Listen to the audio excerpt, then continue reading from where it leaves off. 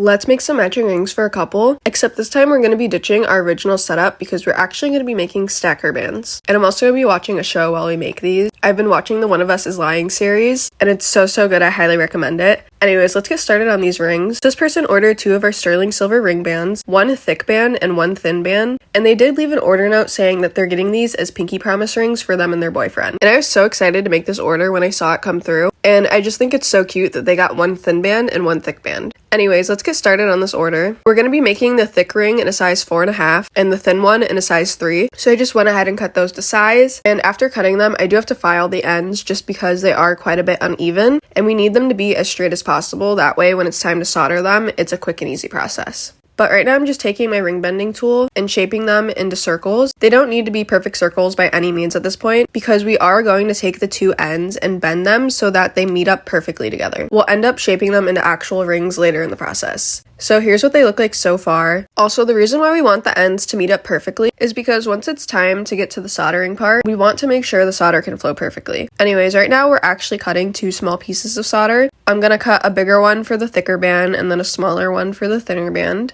As you can see, they're very tiny. And I'm also covering each piece in flux, which this is also another thing that not only helps the solder flow, but it also protects the piece from fire scale.